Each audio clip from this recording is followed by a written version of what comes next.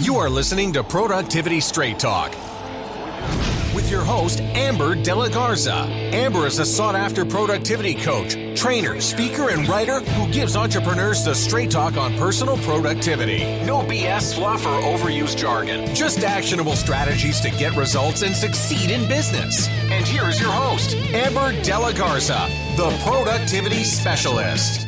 Welcome, and thank you for listening to Productivity Straight Talk. Today is episode 269. The F-bomb you need to move on from with Erin Diehl.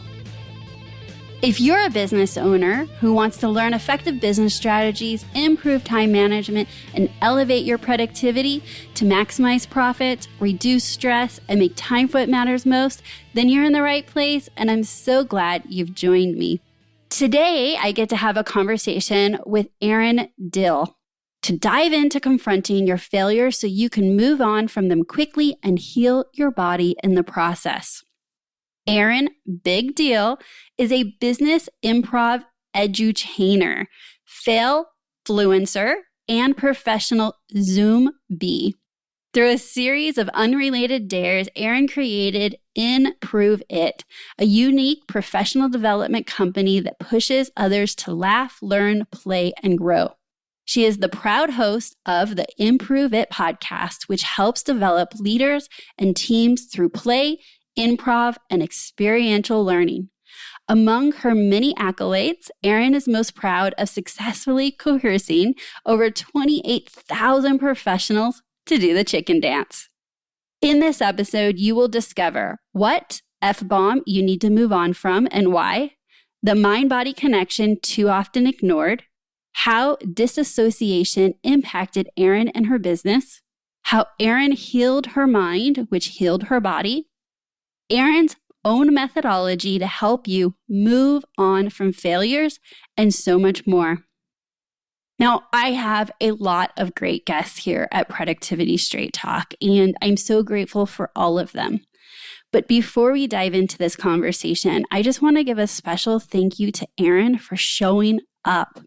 In this conversation, you will realize that we were meant to have a different conversation. And this conversation that we ended up having got deep.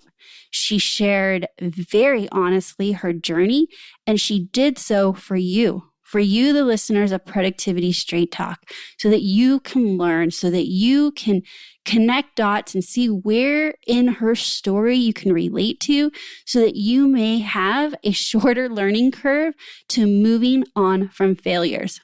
So thank you so much, Erin, for digging deep and sharing so that we can learn from you. And now let's meet our guests and get to the straight talk. Welcome to Productivity Straight Talk. Erin, how are you today? I'm so good. I'm honestly I'm excited for this productive chat, and I'm feeling productive about being productive. Okay, that's great. You and I got to chat a little bit before we hit record, and I got to say, I just love your energy, and it's even later in the day for you than it is me, and you're just bringing it. So I know we're going to have a great conversation. Before we dive into today's topic, which is really juicy, and I cannot wait to get into, can you share a little bit about yourself that we did not hear in the official bio? So, I mean, it could be a little bit personal, or it could be, how did you become someone that's specializing in having fun? Like, just tell us a little bit about that story. Okay. I'm going to get to that, but I always love this because we do this in one of my workshops, actually, which is I use improv to train leaders and people and teams to be their best professional selves. And so one of the things we do is this game called 5 Facts, and it's where you have to give 5 facts about yourself that you wouldn't find in your bio, LinkedIn, anything. Yes. And so I want to give you my favorite fact that I always give. I was on The Price is Right, and I won a bird bath and 32 wine glasses. Okay, so just gonna start off strong. This was with not Barb Barker, but Drew Carey. in the early 2000s. So that is my claim to fame. I did not cash in on those prizes because you have to pay taxes. And I also lived in a high-rise apartment in Chicago. And like, what am I going to do with a bird bath? Bird bath. Right. So it was just the experience then, not the prizes? Yes, it was just the experience, and did not collect on said prizes. But it was really fun. And literally that kind of just bleeds into my life. I chase fun. I'm a professional pretender, and I'm also a recovering perfectionist turned Failfluencer, which I'm sure we will talk about today. Yes. You have to describe that, because I even read it in your bio and I'm like, that's got to be a typo. So yes, we'll get into that. Yes. And my purpose here on this planet is to help people feel less alone and help them just be their best selves professionally. And I do that through play, through laughter, through experiential learning, but most of it is through connection and connectivity, which is improv. And that's been my life's work. And I'm here to help people see themselves in each other, but see themselves in each other through complete, authentic connection. Yeah, I think this is amazing. And I love the work you're doing, because while I am on the productivity side, which can sometimes feel a little like, dry or structured. I don't know if that's the words I wouldn't use that, but I think some people might associate productivity with that, is that there is such a place, and I believe this is why I'm reframing this, is that there is such a place for joy. And what does joy mean for you? Like, why are we in business if it doesn't bring us joy? And for so many people, it's about being more purposeful with bringing fun into your team, fun into your conversations with your clients, and really fun with yourself. Like, how can you laugh at yourself? And I think we might be talking about that a little bit today, is like, when it gets high stress, how can you just flip the script and be a bit more fun about it? Yes. And yes. Okay. And to this productivity point, first of all, you are not dry. I love me some productivity hacks, and even being like a type A Enneagram 3. Okay. If that tells you about who I am. Yes. I truly see the value in both sides. Like, and I'm kind of an anomaly in the improv world. A lot of improvisers are like very loose and No, I was going to say yes. Like, I was not expecting you to be an Enneagram 3. Like, I am not an Enneagram 3. I'm a 1, but I say I collect 3s. Like, all my friends are 3s. Yes. And that's my team. So it's interesting. So I have in the facilitator world, we have 22 improv facilitators. Our director of talent, she's a 7. Okay. But she also has 3 tendencies. If we're talking Enneagram here, I don't know if everybody knows about the Enneagram total personality test. And so my whole team though has this love of life, this love of freedom and joy, but we all come together collectively when it comes to productivity. We love hacks. We love finding the best, most streamlined process to make things better. And so, speaking about joy and productivity, this is, again, just a personality crossing over each other. I love my calendar. I live and breathe by my Google Calendar. So I started color coordinating tasks and things in my life. And so joy is actually something I've purposefully scheduled in to my calendar, and it's blue. So I have to make sure I have tons of blue on my schedule each week. And most of that falls in the evening. Like, my work is joy. I've made my life joy, but I have to make sure that I have scheduled joy and fun every week of my life, because truly, what do we work so hard for as small business owners, as entrepreneurs, if we don't enjoy the freedom that we created this business for in the first place? Yes. Okay. So much that. And I swear we're going to get into today's topic, but I also color code my calendar, not a surprise. And my color for joy and the personal time. So that could be a massage. It could be time with my son, a date night. It's yellow. Oh, so I like to see yellow on my calendar. Yes. And there's something that colors tell us about us too. Yellow's joy. Yellow means joy. I love that. Exactly. It wasn't an accident that I picked yellow for that. And then the other thing I wanted to say to your point is you used language of this is the method from improv and bringing more fun so that people can show up their best. And at all my work, my life's work is about how to allow you to show up your best in your business. And so we're literally crossed over. And what I love about this conversation is we're coming from two different perspectives, but meeting in the middle. And our goal today is the whole conversation is going to be how can we allow you to show up your best so you can do the work you were called to do in the world. So let's dive into this. So F word is not a cuss word. And spoiler alert, it's not even fun, right? Like I know I just, teased out that you're all about fun, but it's not that either. So when we're talking about the F word we don't want to hear at work, what are we going to talk about today? Oh, I'm about to drop an F-bomb on y'all so hard. Get ready, HR. I know this is small business owners. If you have an HR department, cover their ears. So this F word, my friends, is failure. And boom, here it is. Mm-hmm. It's real, it's loud, and it's a word. I don't know. Can I ask you what comes up for you when I say the word? Does it make you feel what I call icky? Like, what are your thoughts when you hear it? Yeah. So what's interesting is the first thought that comes up, and again, this is what I share on my podcast, is not the first thought, it's the second thought that counts, the one you choose. So I'm going to be honest. The first thought I hear myself say is, you made a mistake. Mm-hmm. Yeah. So when I hear failure, it's like, oh, well, where did I make a mistake? What decision or how did I show up? And it was a mistake. Yeah. And that is what most of us are trained to think, right? And that is, for myself, I'm, as I said, a recovering perfectionist turned Failfluencer, which I will talk about at some point, I promise. But for the longest time, I drove myself into the ground by striving perfection. I wanted to be the best at everything. I wanted to be the best leader. I wanted to be the best boss. I wanted to be the best facilitator, best podcaster, best mom, best whatever, insert adjective.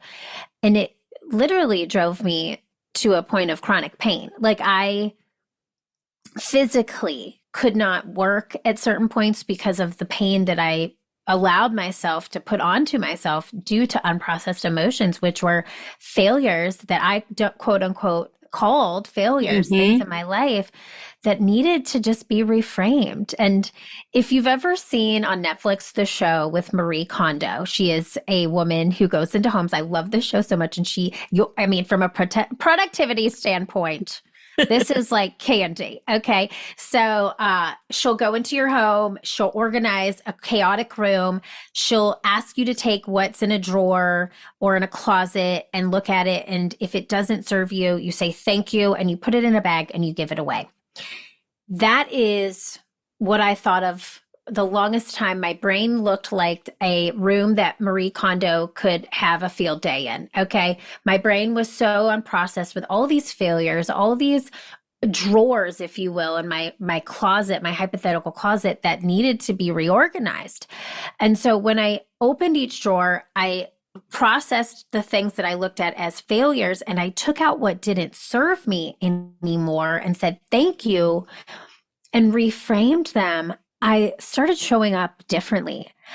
I started to, the end result was first of all, a clean closet, a clean brain, which is let's just celebrate that for a second. Let's celebrate that. Yes. There were so many bags that needed to be donated. Okay. Of just crap. But it was a return to my truest self. And that is why I'm so passionate about helping other people see things differently, because now I'm 40 years old. I have never lived a peaceful life in my entire existence. For 39 years, I walked the earth with complete chaos inside of my head because I was so negative to myself and the things that were mistakes. I allowed myself to fester on them and not process or have them in my brain and just like shove them aside. Stuff, it was like the junk drawers, right? You know? Yeah. Yeah. So it's oh crazy. my gosh, I have so many questions. So this was such a great visual. So what was it at 39 years that you connected the dots that your physical hurt and how you're showing up, physical pain in your body and how you're showing up in your business and life was connected to unprocessed labels of failure? Yeah. So such a good question. Shortest answer possible is I physically had pain. And it was screaming at me. My body was screaming at me to listen to it because the stories I told myself were, you're enough to be a keynote speaker. Why should you have a microphone and be a podcast host? Because I had unprocessed emotions in my brain from years before of self-doubt and things that I never dealt with. Yeah. And I just stuffed them down deep, right? And so this is how it started. I went to a chiropractor. It was my seventh doctor I had gone to for pain. And he was the seventh one. And he said to me, "How is your mental health?" And I described to him all the things that were failures for me over the past 5 years that he was like, "Wow, let's start there." That was his first question. That is an amazing blessing that's whose office you ended up in. And I'm sorry it took 7 years, but wow, how amazing is that he asked you that question? Yeah. Yes. Well, it took 7 doctors, and this has all happened very recently to me. This is the process of all of these things in my life has really taken a toll in the past year. And I really failure was always something that I knew existed, but I really started just leaning into this concept of celebrating my fails because I experienced a true personal breakthrough by redefining it for myself. And then that mind-body connection. So once I healed my mind, I got to tell you, this is just the shortest highlight version of this story. My body healed. And so I do still have some, it was in my back, which I'll tell you, it was my lat muscles. And I'll circle back to that 1 second. It was my lat muscles and they were just so tense. They would make my whole body hurt. I'm talking about clenching my fists, physical pain, writhing around sometimes at night, couldn't go to sleep because I was so tense from all of these things. Once I healed this mind, my body healed. And then I knew I have the responsibility to share this story to heal others. And the thing that I realized, and this is sort of woo, but I'm just going to share it, is the reason it was that particular spot in my body. And again, this is doctors, x-rays, blood work, everything. Everybody can't find the answer to this pain for 2 years. The reason that I think it was that particular part of my body is because if you think about your lat muscles, it's where you lift things, right? So I was picking up everybody's stuff. I was picking up my stuff. I was picking up my team. I was through the pandemic. I was picking up just unprocessed things that I hadn't processed from years of I'm going to say it, infertility treatments. I was picking up things from my family, my parents. I was trying to be everything for everyone while at the same time not processing any of the failures of my own life. And so I had no energy to give to anybody. But I was still expending it, I mean, this is hitting. So I'm stuttering for words because I'm listening and I did not have any idea this is where this conversation was going to go. So this is as shocking to me as it is our listeners. And the only thing I can say is yes, I 100% believe that. And I have so many questions for you. Yeah. So if this is what you wanted to do is share this so that this could help other people, this message is goosebumps. I know that people are listening right now and this is for them. So thank you for being here and being so vulnerable with your story. Would you agree that by the time you made this connection, you were in crisis mode? Yes. Crisis. Oh. Yes. So if you're listening and you're in crisis mode, you're there. But I would like to know, in hindsight, because it's 2020, can you share with our listeners what were some of, for you, and this might be different for everybody, but what were some of those signs that probably were being ignored that had they been listened to, you wouldn't have been dealing with it at crisis mode? Just so that we can help everybody at every stage of this. Yes. Well, it's so funny. And I just love the word choice that you used. Hindsight is so 2020, because like all of this started for me in 2020. And that's why I laughed. Yeah. So for me, okay, I think there's just several things I wish I would have done. So if you are listening, I hope this helps and resonates. I disassociated. So I'm just going to share personally, very vulnerably. I went through a 3-year infertility journey. I have a miracle now, 3.5-year-old. And it wasn't just like infertility. It's like genetically issue. Like it's the fact that my child is here and physically can hear, that was a huge thing. We had a very, very high percentage of having a child who was born deaf, which I very much appreciate the deaf culture, but he's just a miracle walking this earth, and he can hear, and we're all miracles. But so yes. I didn't process any of that. You just kept moving forward because there was a goal, right? And yes. Yep. So I disassociated myself from all of that by work, by overachieving, by perfectionism, people pleasing, all of the things. And so that's one thing, is like, I did not stop. And for me, the mantra in my head in 2023 is rest is productive. Rest to me was like, I didn't even know how to do it in 2020, like 2018, 2019, I did not rest. I never stopped because I never got still, because if I got still, then I would listen to what was going on, and I didn't want to listen. So if you find yourself disassociating through coping mechanisms, like workaholism is a real thing. I was a workaholic. Absolutely. And so that was my coping mechanism. And so then that led right into having a child, which, having a child, there's postpartum, there's, as a business owner, like running a business, going on maternity leave. I came back from maternity leave. Amber, I kid you not. The first day was December of 2019. We were executing against this beautiful 85-page growth plan that we made in the Goldman Sachs 10,000 Small Business Program. And it was all about expanding our reach in person in different markets for 2020. Okay. We were like, this is our year. Nothing I had was online. I didn't even have a podcast at the time. It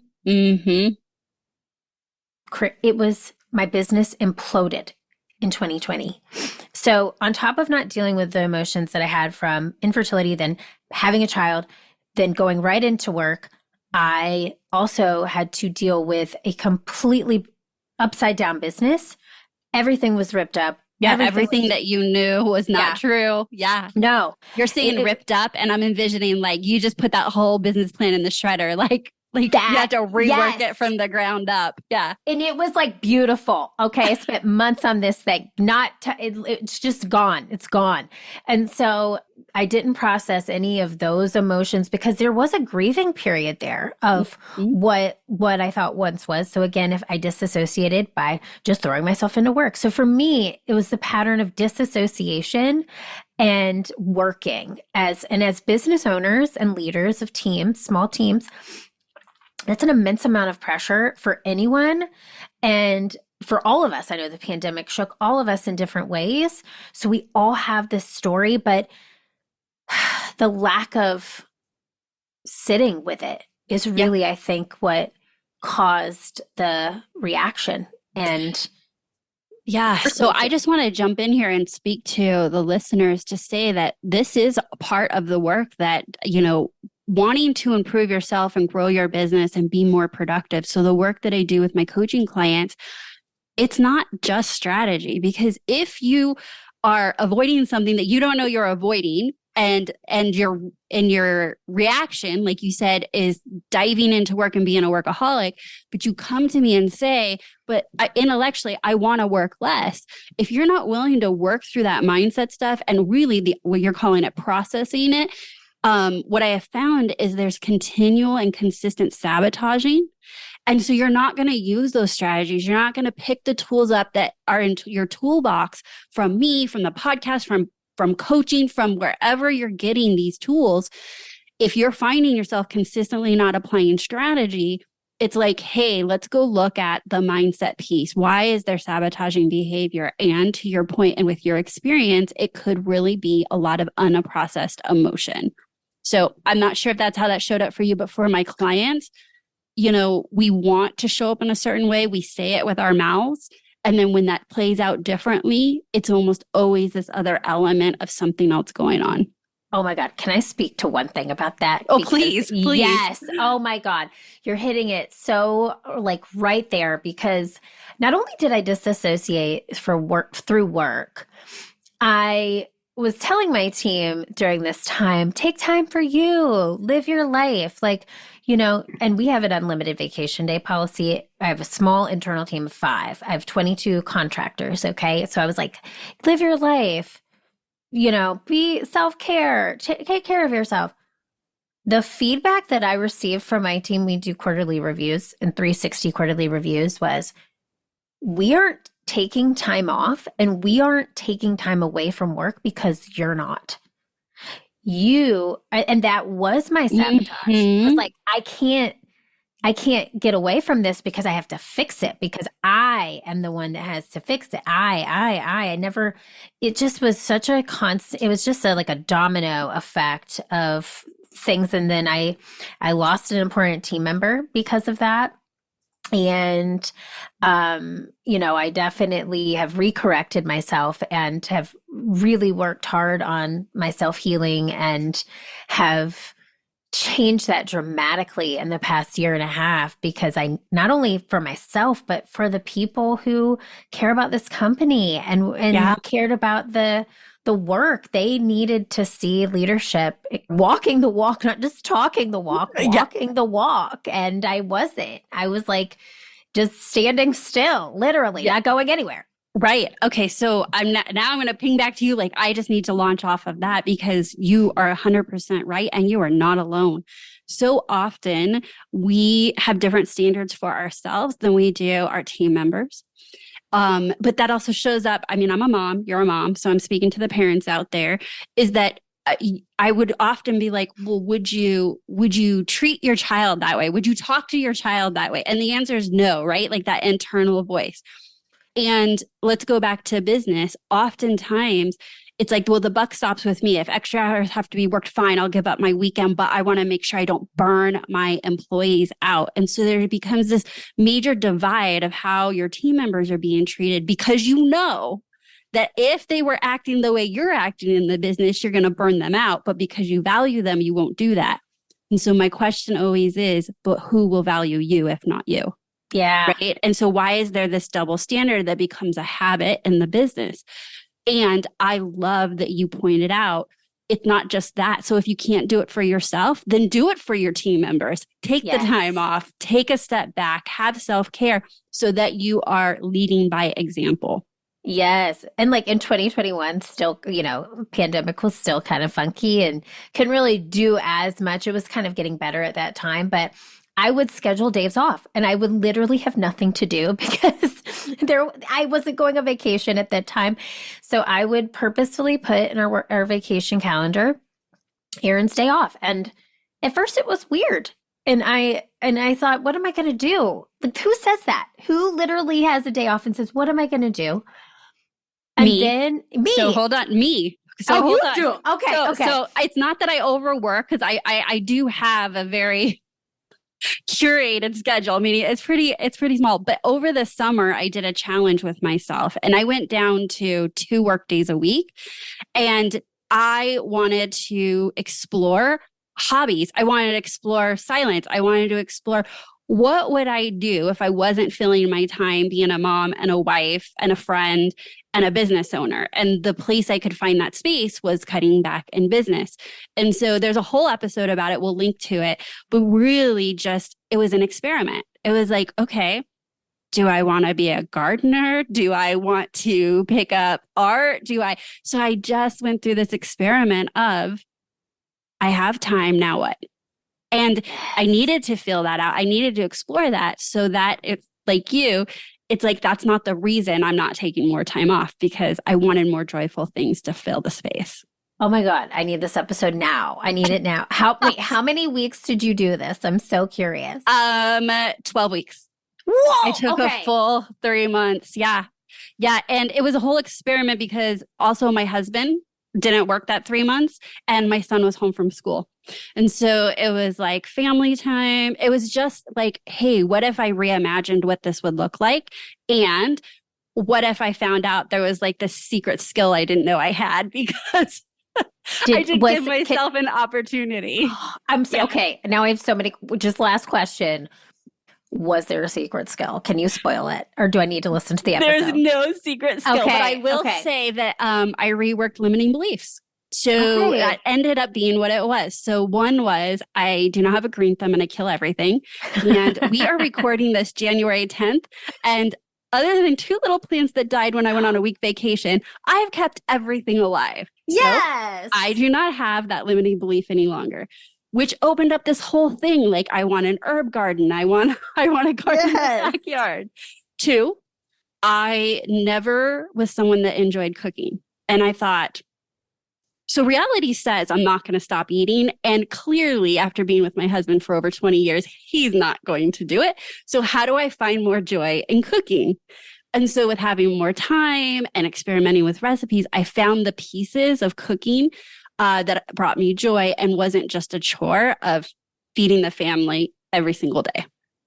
Oh my God, this sounds okay. So on this is just what I needed to hear today. You know, when the universe is like, boop, you're going to hear this little download. This is it. So it's so funny. One of the girls on my team is my right hand. She's amazing. She has been with me 6 years. Next year is her 7th year. And we said on your 7th year, we've only been in existence 8 years, you get a sabbatical, a month sabbatical.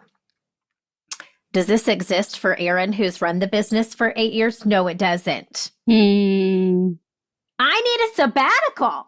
Yes. Maybe I don't do a sabbatical. Maybe it's a 2-day work week. Because guess what? She went on maternity leave I'm talking about myself in third person, for 3 months, but that wasn't a sabbatical. That's not a sabbatical. We all know that's called life and work, a different type of work and a beautiful one. But that is so refreshing. Can you please send me these recipes that you're like into? And I will definitely send you the episode. And for those of you listening, we will make sure we put it in the show notes because there was a lot of lessons and unknown lessons. But anyways, we totally fell off track. I did slow down, but I also didn't want that to be the reason I didn't do it on purpose, is because I was like, well, what will I do? Well, you know what? My business actually brings me a lot of joy. Like I love my work. I love being a business owner. And so what I was curious about was that squeezing out other places for joy. And so that's how it kind of all evolved and started. So anyways, more fun, more joy. And the business lesson behind it is I started planning that in February, March for it to start at the end of May. So it was about being purposeful with a goal, what needed to happen, what decisions need to happen in the business. And that's all covered, of course, in the episode. But okay, checking it out. Put it in the show notes. Send it to me. I'm downloading immediately. All right. Well, let's just get back to failure. So I was asking about the signs of it happening. And I think that a lot of people can recognize that something may be going on that they're avoiding, and failure might be that. And the failure could be personal failures. It could be business failures. It could be all of the above. And what's interesting, and this was actually a burning question as you were describing, when you were cleaning out these drawers and you invited yourself to a different perspective, did you realize that they were not actually technically failures, but rather you labeled them as failures, and that became a loop for you? 1000%. And that, yes, it brings me to my roots, which is improv training, which improv on stage, there's a massive rule. There are no mistakes, only gifts. So if you and I are on stage in a scene, which is we're making it up as we go, right? And you might happen to trip and fall, and I say, oh, crap. And you're like, crap is my favorite game to play in Vegas. And then we start planning like this girl's trip to Vegas, right? So it becomes a part of the scene. We let that mistake happen. It just flows naturally. We don't call it out, right?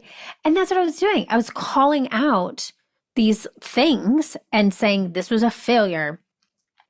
You don't have this. You didn't do this right.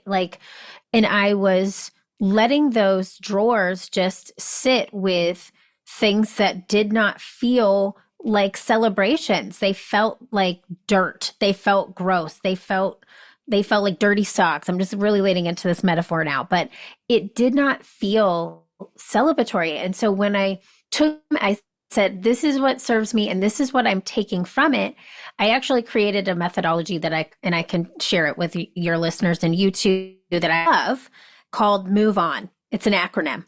Okay. Okay. And this is literally life-changing. Okay. So Move On, if you spell it out, the M stands for marinate, and it's sit in the suck for a little bit. You have to be willing to sit in the suck. And a good rule of thumb, which I wish in hindsight I would have done, is, let's say the really embarrassing failure story happens and it lasts an hour. Give yourself an hour to process that failure and take away what you will, and then go to the next step, which is O. So you marinate in it, and then you're going to own it, your part in it. Forgive yourself, own your part. We can sit and blame a million other people all day long for the things that they did to us. But if we take ownership of the part that we did, we're going to be able to forgive ourselves first, which is really what matters in the first place. And then we can move on. I mean, ownership. So I agree with you. And there's such an empowering shift that happens when you're willing to own anything. Yes. Personal life, business, being a leader, is that it's very disempowering to keep blaming other people and situations, because you are giving away any ability to change that. It just happened to you. Ownership says, and next time, the way I could show up, or maybe next time it looks like this, because you're processing it through the filter of, in what ways did I, take responsibility here? Yes, which you just said the next part of the acronym, which is V, verify the lessons learned. What did you learn after you've taken ownership of that? Mm-hmm. And the E is evaluate your next steps. And then this is my favorite part. The next O in Move On is this is the part I did not do for so many years. I did not sit with it. I did not allow myself to process any of that. I didn't marinate, own it, verify lessons learned, evaluate. I just like, it was like a plow. Like I just plowed through it to get to the next thing. And then the N in Move On is next failure, because there's going to be another one. We're going to fail a million times because we're human. Failure means that we're trying, and those who don't fail don't try. Yes. And so that is literally my mantra, is to move on and just to, but really sit with it and not not just move on, like shut it out and again, put it in a drawer. It's really to move on with this process. And oh my gosh, that was so great to share.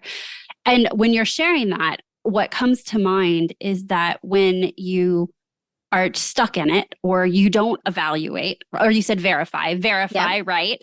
You're actually robbing yourself of possible lessons that are so key to us as people, humans, growing as the business owners and leaders, that there could be an opportunity for a lot of growth if you're willing to really look at it. Yeah. Yes. And honestly, I hate that I spent 2.5 years in complete pain. Like I really did. I'm telling you, I went to every doctor possible, and I was like, it became a second job. Yeah. And when I learned the value of really processing emotions, and let's just be honest, failure is an emotion.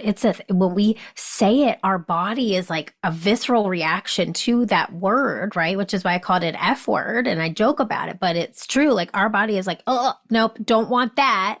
But when we reframe it and when we say, this could be a gift for me, I could have this opportunity to learn something. And I mean, failure sucks. Like we're just going to have to sit in it sometimes, right? We're going to have to feel that. But in that feeling, I'm so grateful. Where I'm going to with this is like, I'm grateful that I had this experience because without it, I probably would have never processed anything that has gone on in my life for the past 5 years. And without that processing, I wouldn't have given myself the freedom to live completely differently and return to loving myself, the human that I was meant here to be. And if I don't love myself, I can't show up on your show and give your audience the gift of redefining failure for themselves. I can't show up to my team. I can't show up to the people we serve and give the gift of improv and laughter to them in an authentic way, because I'm a shell of me. I'm not me. Yeah. And so this has really changed my life and my mental health. And I'm such an advocate for people really understanding this in a deeper way. And I'm just so here for this conversation. I'm so glad.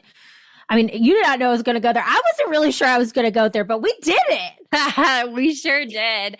I mean, I knew we were, talking about failure, but I didn't realize you were going to connect with such a personal story, which actually is so much more valuable to anyone listening, because you didn't just come in and say, everyone fails, you should be okay with it. Like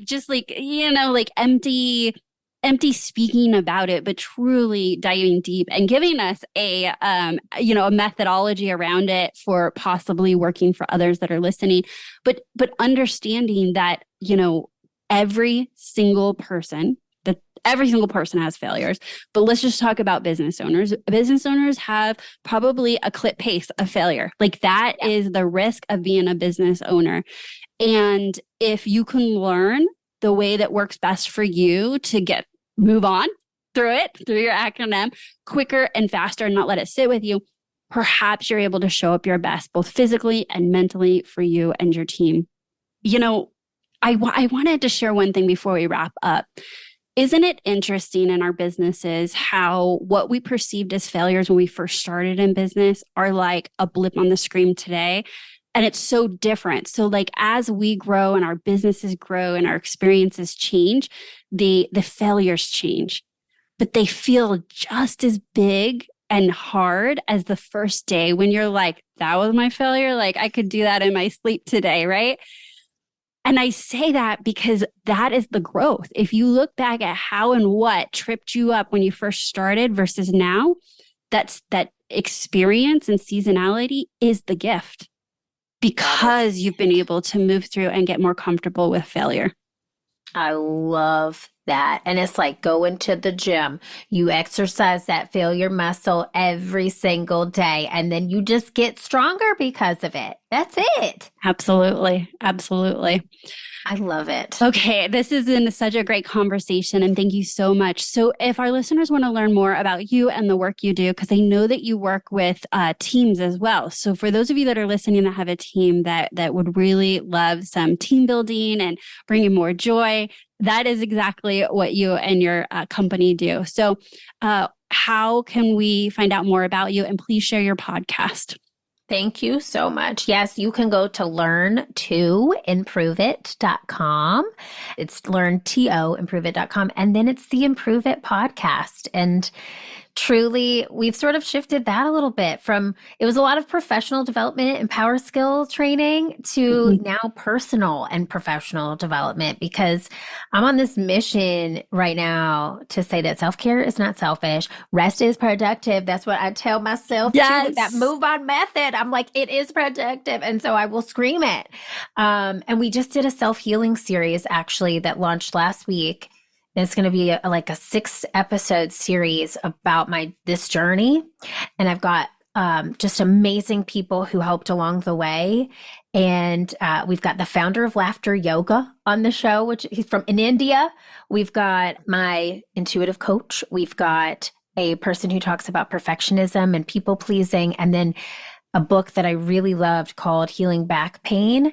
The person who did a documentary on this author, the filmmaker, is on the show. And this episode I recorded today is just mind-blowing, because it really, if nothing, it's here to help you or somebody you know. That's it. It's just, if you're not in pain, give it to somebody who is, because the world can be healed with just a reframing and a processing of all of these emotions. I really believe in it. And I'm so grateful we had this conversation. I really did not know I was going to give you that story today, but we did, Amber. It just yes, you popped out. did. I thank you so much for being here. Thanks for being a great guest. Thank you for having me. I hope you found value from listening in on my conversation with Erin today. And I love that you are listening to Productivity Straight Talk so that we can have these conversations. I don't think failure is talked about enough, and it's certainly not talked about enough publicly. And you're not alone. We all have failures, and we all process them differently. My hope is that after listening to my conversation with Erin, you may have seen bits and pieces, or maybe a lot of it that you resonated with. Maybe it was the first time that you ever heard somebody really make that mind-body connection. And she not only made a mind-body connection, she made a mind-body business connection. And perhaps this was the first time that you for yourself recognized that you have unprocessed emotions. And perhaps that's showing up differently in your business, in your life, and in your body. But I loved her move on methodology. I think that that's a tool that we can use. It's a framework that we can use to move through the inevitable failures we will have as business owners. I need to be straight with you though. No change, no change. Without taking action, nothing will change for you or your business. So as insightful and valuable this conversation may have been for you, without taking a nugget and taking action on it. And that action, honestly, might just be the commitment that the next time you are experiencing a perceived failure, that you will use the move on method. Or starting today, maybe you just take an inventory and your next action step is just to ask yourself, have you processed through what you have been holding on to as perceived failures? And connecting the dots of how that might be affecting how you are showing up in your business. All right. Well, I also want to remind you that while this podcast is here for you as a resource, I would really like to work with you. I would love to dive deeper into your business. I would love to support you as your coach. I would love to provide accountability for you taking action in your business so that you can achieve the dreams and goals you have for yourself.